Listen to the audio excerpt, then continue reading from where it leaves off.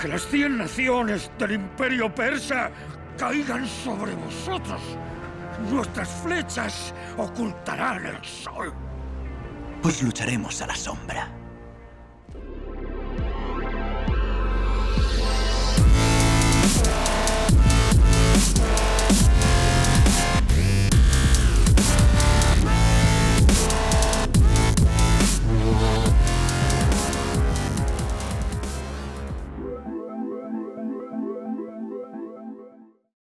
Hola alumnos de Scaliger y Petavius, ¿preparados para desaprender y reaprender?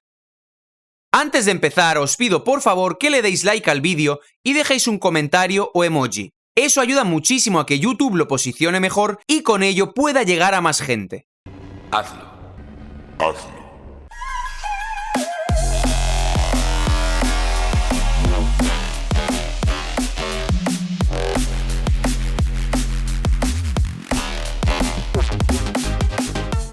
Este vídeo es una continuación del anterior, que aconsejo encarecidamente que veáis. Uno de los episodios más célebres y románticos de las antiguas guerras médicas, por no decir el que más, es el combate de los valientes 300 espartanos con las tropas persas de Jerjes en las Termópilas, supuestamente en el año 480 a.C. La trágica muerte de los 300 espartanos y su rey Leónidas es glorificada en numerosas obras.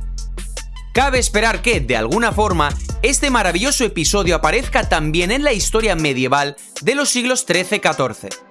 Al igual que lo han hecho hasta ahora todos los grandes hitos de la historia de la antigua Hélade en las páginas de la historia medieval de Grecia.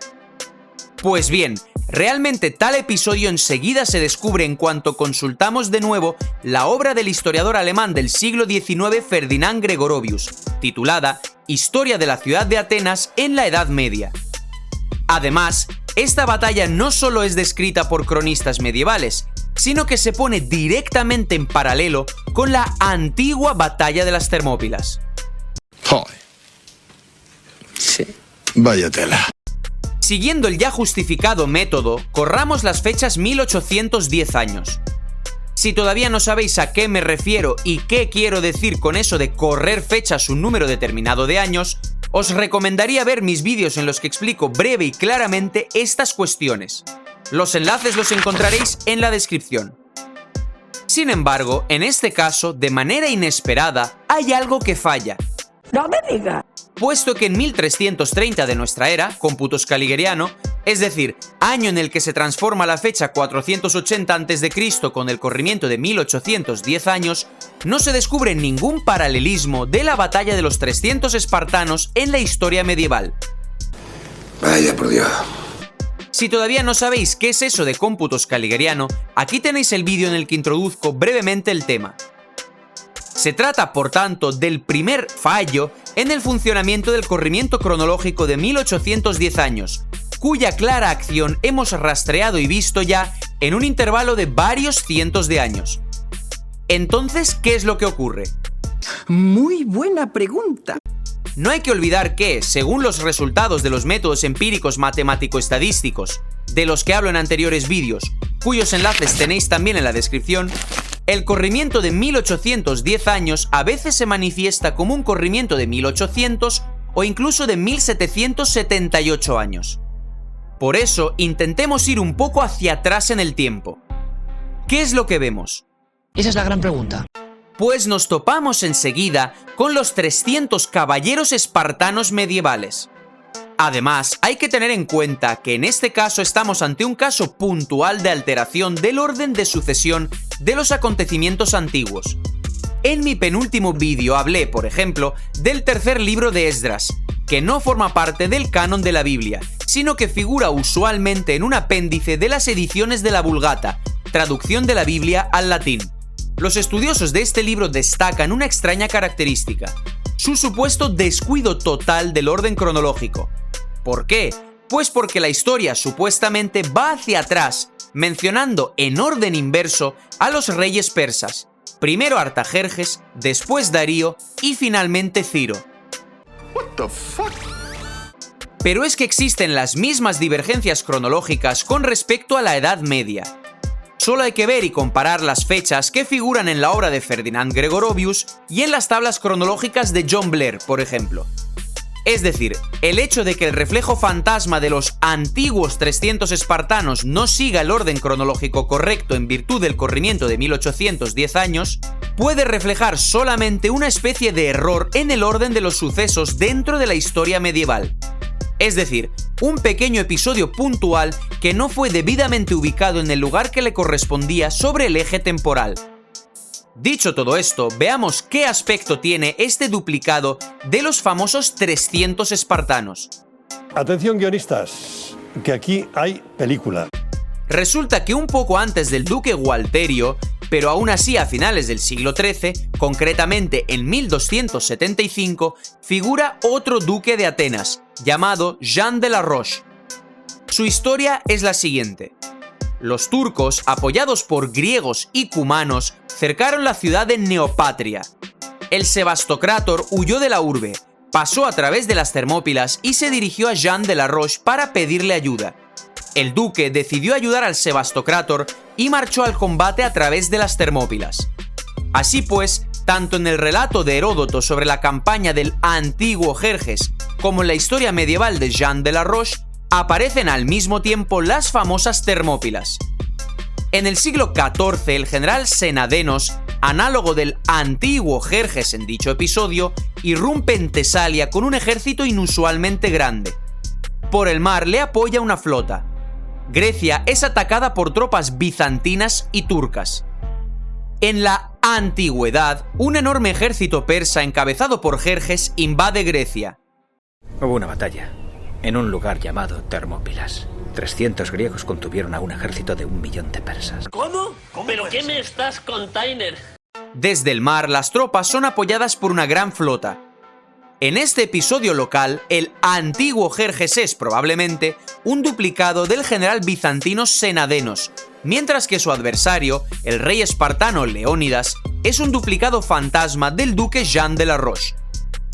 El duque de la Roche sale con 300 caballeros bien armados al encuentro de una enorme hueste de turcos, griegos y cumanos. Por cierto, en cuanto al nombre cumano, su origen puede estar relacionado con la antigua palabra eslava komoň, que se usaba para decir caballo. Así que los cumanos pueden ser sencillamente jinetes, una fuerza de caballería.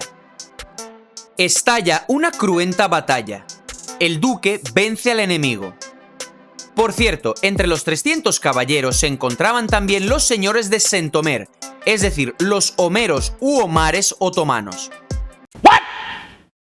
De los Sentomer hablo brevemente en mi penúltimo vídeo de esta serie. En la famosa y supuestamente antigua batalla de las Termópilas, el rey espartano Leónidas sale con 300 hombres al encuentro de los persas. En ambas versiones se indica una misma cantidad de guerreros, 300. En la dura y desigual lucha, el antiguo Jerjes vence a los espartanos, aunque la victoria le sale muy cara. Nuestros hombres están acostumbrados a luchar con soldados, pero estos combaten como máquinas.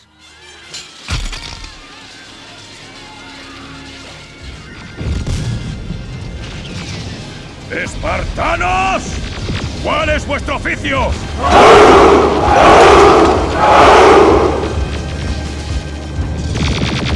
La batalla medieval de los 300 caballeros contra las superiores fuerzas del enemigo se identifica con el antiguo combate de los 300 espartanos gracias también al siguiente episodio.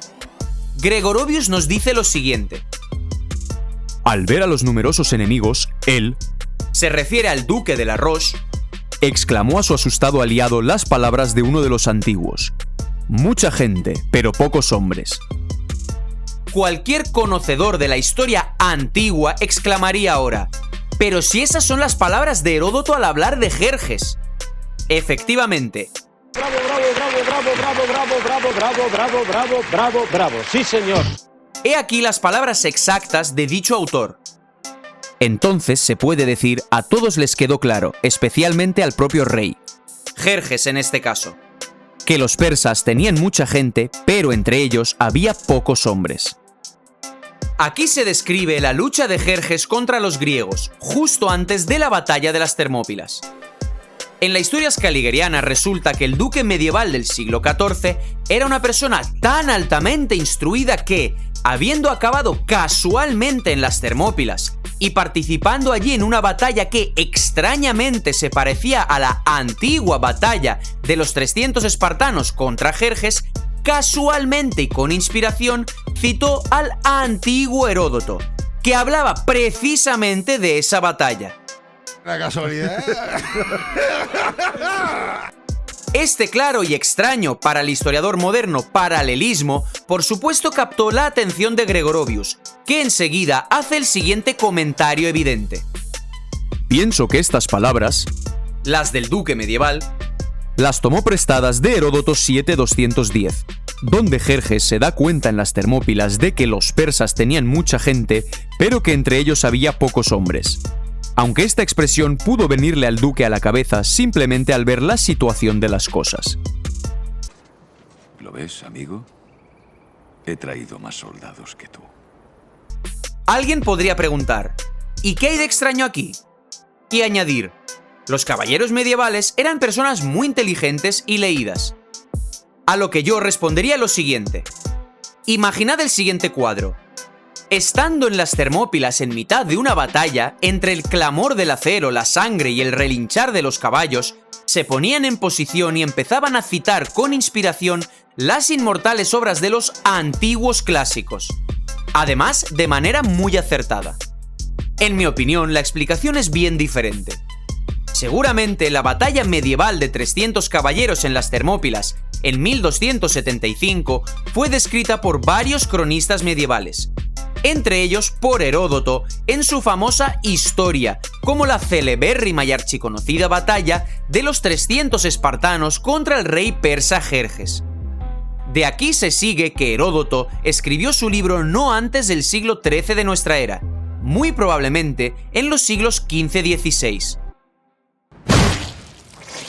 Volvamos a la batalla. El duque acomete valientemente contra el enemigo, dispersa su gran hueste y obtiene una brillante victoria. La ciudad de Neopatria es liberada.